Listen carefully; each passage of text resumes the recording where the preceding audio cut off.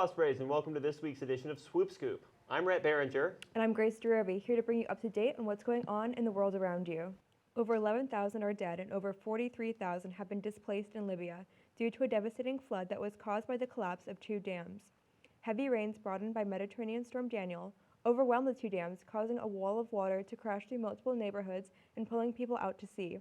Rescue teams were sent out to recover bodies and help survivors. 10,000 people are still declared missing according to the Libyan Red Crescent. Libya's general prosecutor assured citizens that investigation into the collapse is taking place, and when those responsible for the mistake or negligence will be sent to trial. 5 Americans are safely back on American soil after being imprisoned in Iran. The 4 arrived near Washington, D.C. early Tuesday morning after a pit stop in Qatar.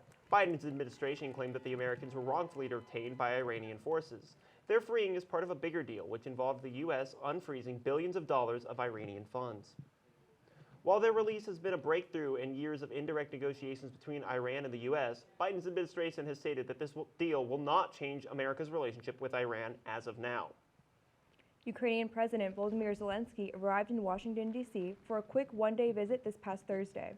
He met with Republican leaders who have recently questioned the amount of American funding sent to support the Ukraine against Russian attacks. House Republicans promised that they would bring, quote, tough questions for the leader about his plans for the Ukraine war effort. According to the House Foreign Affairs Chairman, Zelensky's answer to the questioning lawmakers is that he is winning. Zelensky also met with President Biden at the White House and traveled to the Pentagon to meet with military leaders. Wall Street journalist Evan Gershakovich is being held in Moscow, Russia on espionage charges. He's accused of spying for the USA, which both he and the American government have repeatedly denied. Gershakovich was arrested in March, just this past Tuesday. A Russian court upheld his pretrial detention. The journalist can be seen standing behind a glass box in the courtroom. He is the first journalist arrested in Russia on espionage charges since the Cold War. Russian media has announced that the journalist would remain in Russian custody until November 30th. Gershakovich could face up to 20 years in prison if he is found guilty. In the past few weeks, there have been multiple reports of prison escapees that have led to manhunts. This past week, another prisoner escaped, leaving a community locked down as police search for the escapee. To hear more about this, we go to Katrina Reyes. Katrina? Thanks, guys. A prisoner receiving medical help at a hospital in St. Louis, Missouri was able to escape by just simply walking out. 45-year-old Tommy Wayne Boyd was last seen by hospital staff around 4 a.m. Surveillance shows Boyd exiting the hospital on foot just a few minutes later. The escapee is serving a 30-year sentence, having been found guilty of statutory sodomy. Police are currently searching for him by land and air. Authorities are considering Boyd to be dangerous, and they're unsure if he's armed. Schools in the area have been locked down. Back to you guys. One Florida father is dead after his neighbor shot at him for cutting trees close to his property line. It all tragically occurred in front of the victim, Brian Ford's 8-year-old son. 48-year-old Edward Druzlowski. How did you say it, Maddie? Druzlowski? Okay. Do you just want to go from that one? I'm sorry. Works out because I accidentally hit my mic. 78. What'd I say? 48. I think I do have this. You might have math dyslexia. Yeah. We'll talk about that after. Okay.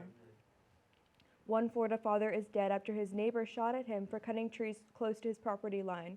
It all tragically occurred in front of the victim, Brian Ford's 8-year-old son.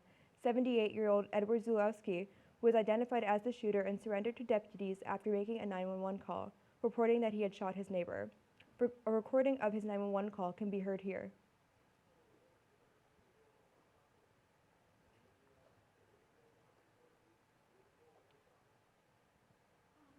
The shooter told police that he was scared of Ford because he had spent time in jail before. Druzlowski has been charged with second-degree murder and is being held in Volusia County Jail. There were no prior reports of conflict between the two neighbors.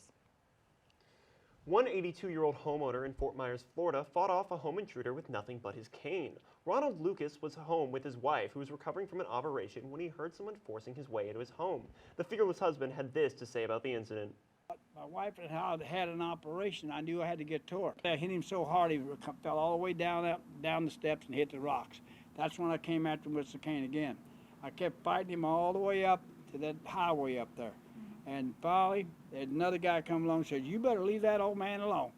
And I said, well, it's too late. I done been beaten tar out of him. Lucas is at home recovering with his wife from the brawl, and he made sure to assure the intruder that he will still be there to protect his home and his wife when he gets out. The past week, the Jacksonville Jaguars took on the Kansas City Chiefs at Everbank Field. We go to Mallory Aldrich for some more details about the game. Yes, Rhett, fans from all over Duval piled into Everbank Stadium to support the Jags in their first home game of the season. Defense started off strong, holding off multiple Chiefs offensive drives led by quarterback Patrick Mahomes and tight end Travis Kelce. In the first quarter, the Jags took a quick lead with the field goal, and then they dominated with 3 early turnovers. But Kansas City was able to come back, scoring 1 touchdown before the half and 1 right after the half. The Jags offense was not able to secure a touchdown in the second half, leaving the final score 17-9 with the Chiefs on top. Taylor Swift fans proved their devotion to the singer by crashing Google while trying to solve puzzles about the new album release of 1989 Taylor's version. Swift posted puzzles to Google that could be accessed when you searched her name. The puzzles revealed names of unreleased tracks that will be included in the new album. With all of that, fans participated. 33 million puzzles were solved. Google was not ready for it, but quickly recovered and bring their search engine back up. Swift was able to release the names of her tracks to the excitement of fans that participated. Family means everything to one mom who is struggling to finish a marathon in Michigan. To hear more about the story, we go to Jeremy Roth of CNN. Sometimes you just need a little push from a helping hand. Such was the case with this Utah mom and marathon runner who found herself struggling to finish the final mile of a race. When I could feel my legs slowing down, I think some of those tears were, shoot, I'm gonna disappoint my kids. But it was one of her kids who came to her rescue. Courtney Rich's 10-year-old daughter Avery jumped right in and helped her mom down the final stretch. Took me a split second to be like, oh, that's Avery in Crocs running on the course with me. I saw another little girl finish with her mom, and I thought my mom was struggling even more than that. And I was thinking, she needs it, so I have to do this. Wow, that is such a heartwarming mother-daughter moment. Finally, for this week, we have yet another story to make you smile. One Virginia high school is trying a new tactic to help reduce stress for students, and that tactic is therapy dogs. Multiple times a week in a second-story history classroom, 2 dogs, a Labrador named Mandy and her tiny sidekick, Corgi May, greet excited students. Miss Kemper, the teacher who provides her classroom, posts a dog paw sign at her door to let students know that their furry friends are ready to mingle. Students will be able to visit the dogs throughout the rest of the year.